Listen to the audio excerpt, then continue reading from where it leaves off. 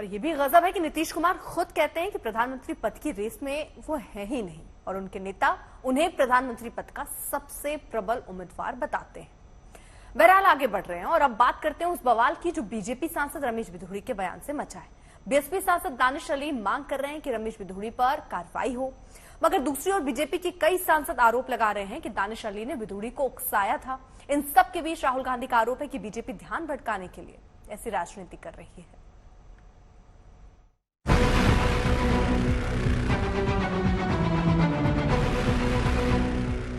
मैं तो चैलेंज कर रहा हूं, मैं तो आदरणीय स्पीकर महोदय से गुजारिश करूंगा कि जो निशिकांत दुबे ने आरोप लगाया है मेरे ऊपर, वो उसको प्रमाणित करें। ये अब मेरी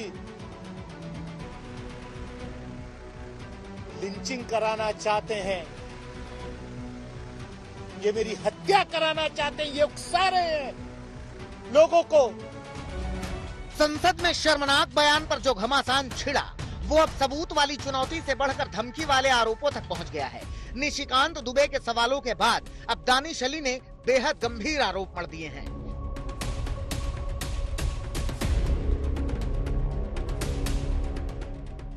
आरोप है कि निशिकांत दुबे लोगों को भड़काने की कोशिश कर रहे हैं। झूठे आरोपों के जरिए दानिश अली को टारगेट करने की साजिश रच रहे हैं। प्रबल लिंचिंग हाउस के अंदर करा दी, अब लार्जर कॉन्स्पिरेसी रची जा रही है। और मैं तो कह रहा हूं कि आपके पास कोई अगर आरोप है, कोई सबूत है, तो उसको आप दिखाएं, देश के सामने लाएं। मैं तो आदरणीय स्पीकर महोदय से भी गुजारिश कर रहा हूं, ये अब मेरी लिंचिंग कराना चाहते हैं, ये मेरी हत्या कराना चाहते हैं, ये उकसा रहे हैं लोगों को। हंगामा बढ़ता जा रहा है, हमले तेज होते जा रहे हैं, क्योंकि स्पीकर को पूरे मामले की जांच का पत्र लिखने वाले निशिकांत दुबे का दावा है कि पीएम पर टिप्पणी करके रमेश बिधूड़ी को उकसाया गया, सदन में ऐसे बोल के लिए जानबूझकर भड़काया गया। हम भारतीय जनता पार्टी के लोग मोदी जी के कारण ही जीत कर आते हैं। मोदी जी हमारे नेता हैं, तो हम जो है जीत कर आते हैं। जनता वोट मोदी जी को देती है। और कोई स्पीकर यदि बोल रहा है, उसको बार बार प्रोवोक कर रहे हो, रमेश बिधूड़ी जी को प्रोवोक किया और उसमें भी आप प्रधानमंत्री जी को इस तरह से डेरोगेटरी रिमार्क्स के साथ प्रोवोक करोगे, तो स्वाभाविक है कि वो प्रतिक्रिया होगी। तो मैंने स्पीकर साहब को कहा कि इसकी जांच कराइए। उधर जिन माननीय रमेश बिधूड़ी को लेकर ये पूरा बवाल मच रहा है, वो पार्टी के नोटिस के बाद इस मामले में कुछ भी बोलने से बच रहे हैं, सिर्फ नो कमेंट में अपनी प्रतिक्रिया दे रहे हैं।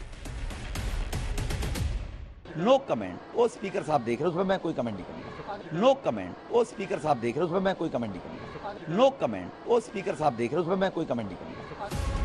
साफ है कि रमेश बिधूड़ी के बयान को लेकर खेमेबंदी शुरू हो गई है। एक और बीजेपी पूरी घटना की जांच का हवाला दे रही है, वहीं विपक्ष इसे गुमराह करने की कोशिश बता रहा है। श्री निशिकांत दुबे रमेश बिधूड़ी जी को बचाव करके लोकतंत्र की स्वस्थ परंपराओं का गला घोट रहे हैं। ऐसे वक्ताओं के लिए उन्हें संसद में एक पल भी रहने का अधिकार नहीं है। मैं उनके विरुद्ध कड़ी कार्रवाई की मांग कर। जिस तरीके से किसी तरीके का एक्शन नहीं होता है, सिर्फ वो वर्ड्स एक्सपंज कर दिए जाते हैं। मैं कहती हूँ ये सिर्फ शब्दों का चयन नहीं है, ये एक विचारधारा के चलते जो उन्होंने नफरती शब्दों का इस्तेमाल किया है, उसका एक सबसे बड़ा उदाहरण है। तो अगर संसद की गरिमा रखनी है, उसकी जिम्मेदारी किसकी है? केंद्र सरकार की है। तो इन्वेस्टिगेशन भी अगर होना है, इन्वेस्टिगेशन में पता चल जाएगा, दूध का दूध पानी का पानी। इस बीच कांग्रेस नेता राहुल गांधी पूरे विवाद को बीजेपी की सियासी रणनीति से जोड़ रहे हैं। बिधूड़ी के बयान और विवाद को असल मुद्दे से ध्यान भटकाने का हथकंडा बता रहे हैं। Every time we bring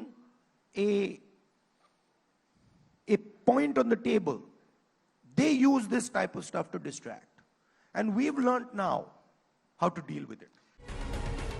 Rahul Gandhi का सवाल बीजेपी से है, तो बीजेपी हरियाणा कांग्रेस के अध्यक्ष उदय भान के बयान पर कांग्रेस को घेर रही है। उदय भान पर कार्रवाई की मांग को लेकर कई शहरों में प्रदर्शन कर रही है।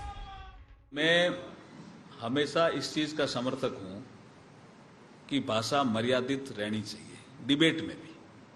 आप लोकसभा में डिबेट करो चाहे राज्यसभा में डिबेट करो, आचरण भी झलकता है भाषा से।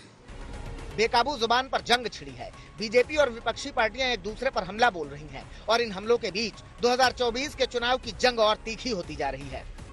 दिल्ली से श्रेया चैटर्जी के साथ आज तक ब्यूरो।